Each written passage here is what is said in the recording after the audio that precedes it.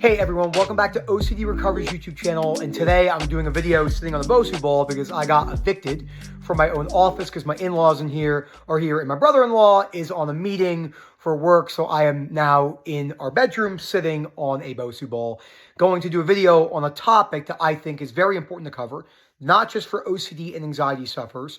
A lot of humans right now, and throughout history, but a lot more probably right now, statistically speaking, one of my old favorite sayings, because of all the information that we have, whether it's on dating or business, are asking too many people, too many questions on how to handle things. I'll give you an example.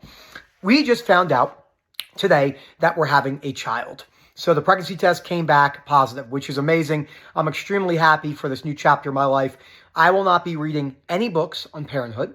I will not be asking anyone how they raise their kids because none of that matters. And humans got by throughout their entire history of humanity by raising kids and maybe asking some people in their tribe or their family. But I will not be going to Reddit. I will not be going to Google. I will not be going to parenting classes. I will not be doing those things because I think that stuff is all very ridiculous and stops people from making their own decisions and accepting the possibilities that they're not going to get everything right in their life. That's one simple example. And although it can feel catastrophic if your belief systems are based around, say, parenthood, this goes from everything from dating, starting a business, how to conversate, how to do things. Oh man, I cannot tell you how many people, I can have a phone call, a 40-minute phone call, where people are asking me question after question. Well, what would you do in this? What would you do in that? What would you do in this? You got to get comfortable with taking some advice and then going on your own and applying that advice in your daily life and seeing how things go. If you're constantly asking questions, there's quotes that, always be asking questions. No, I don't think that's a good thing to do. It's context dependent. If you're trying to solve an equation in quantum physics, maybe it's a little bit different, but this idea of going out there and asking all these so-called dating experts, what would you do in this situation? What would you just go out there and live your life and go on dates? This is a really bad trait and quality that a lot of humans, specifically people from like 15 to 30, have really developed because of the age of social media. So before I go any further, please subscribe, hit that like button down below. Let me know what you think about this video. Please do not sit in silence. So let me just start off again with that example. Again, very, very excited about having children. In my opinion, it's an amazing thing. But people have been having kids since the beginning of time. It's a very exciting thing, but it's not really like extra special in my opinion. It's really special, but when you say that, people are like, how could you say that? It's because people just have kids all the time. We put way too much emphasis on daily life events, and that doesn't make a whole lot of sense to me. People break their bones, people get in motor vehicle collisions, people's family members die of cancer. Like, take my dad. He died March 28, 2018. So next year will be, 8 years since he's been dead? That's wild. Do I miss my dad? Sure. Is it that big of a deal? No. My father dying is no different than any other father dying, per se. I'm not saying I wasn't emotional and didn't, have my struggles with it. Having children is the same thing. It's a very exciting moment for Erica and I, but this idea of, I don't plan on sharing. If we do, photos for us, I don't plan on posting anything on social media. I will say I hold strong opinions on these particular things. I just don't see a need to post it all over Facebook in that way or do a gender reveal. If Erica really wants to do that, we'll have to meet halfway in the middle on that. I just don't think it's necessary. There's many things in life that aren't necessary, and people do. I mean, most things in life are not really necessary besides food, water, and shelter. But in the sense of blowing ordinary life events out of proportion just doesn't really make a lot of sense to me. And when you hear that in your mind, you're like, that's a wild way to see it. I don't think it's that wild. I think it's a healthier way to see it.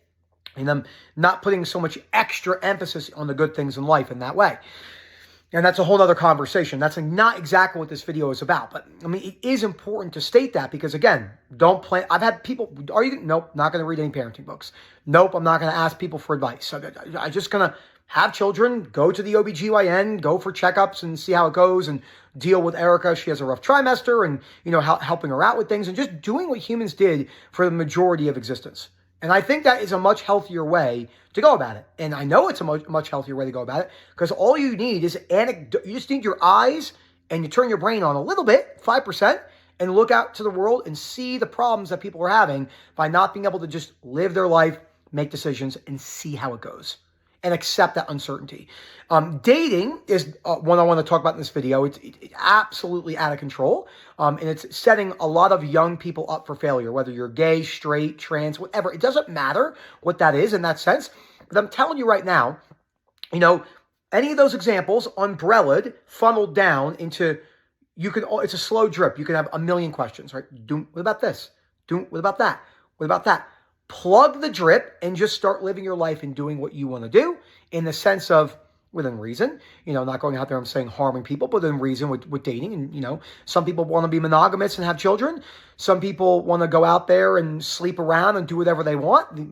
That's your decision. There's consequences to everyone's actions. There's consequences, to being married, monogamous, and having children. There's a lot of pros. There's certainly cons. And anyone that says otherwise is just not being realistic.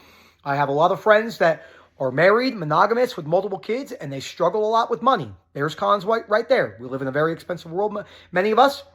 When you want to be single, sleep around, do whatever you want, you have lots of great experiences, new sex, new body types, all sorts of stuff like that. You can kind of do what you want, make people leave in the morning, but you have a little bit higher chances of loneliness and depression if your belief systems aren't good. That doesn't necessarily lead to depression, but you want to try living a certain way and not asking people for advice all the time.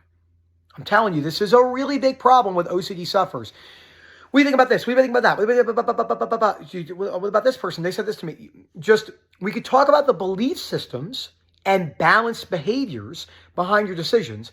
But again, if you are asking someone for advice about everything, every second of the day, every second. I'm telling you, there's people that do this a lot and all day long for everything.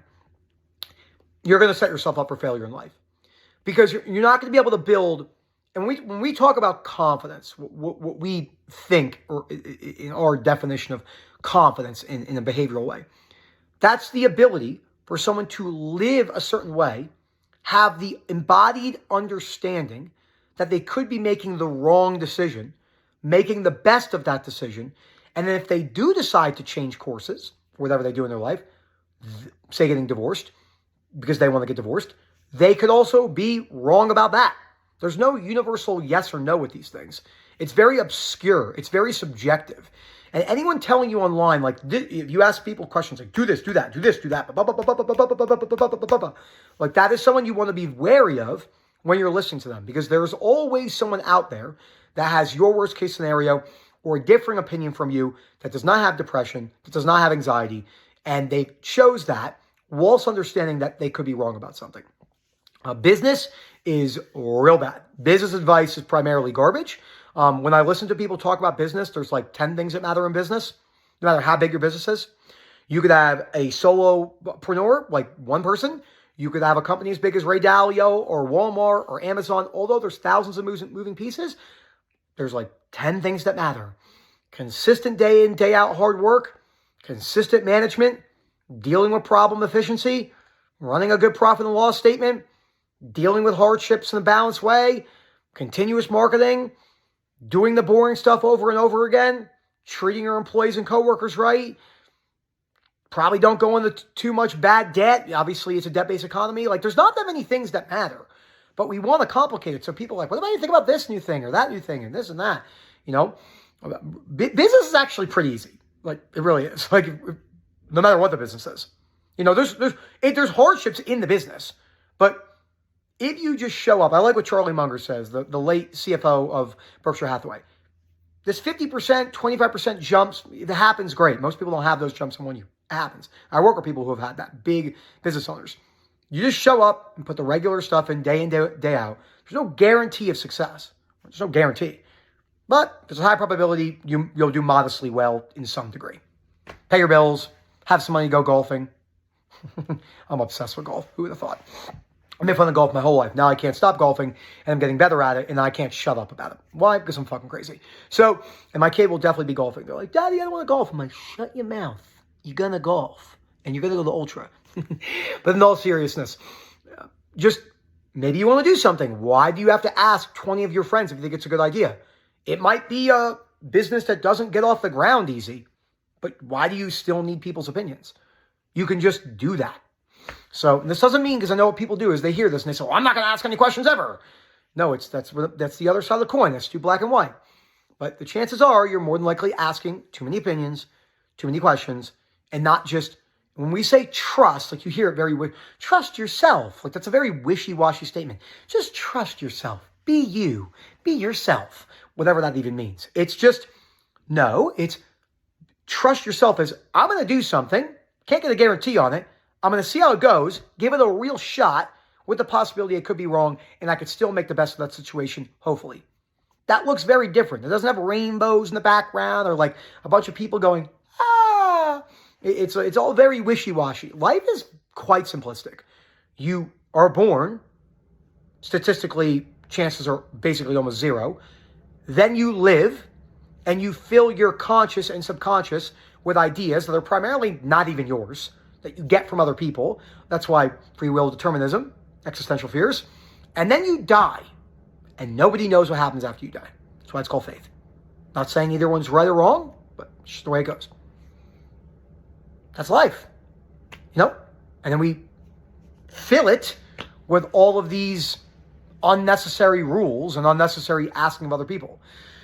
And it holds a lot of people back from just making decisions and learning the hard way, which I think is a great way to learn. So phil@ocdrecovery.com. Let me know what you think.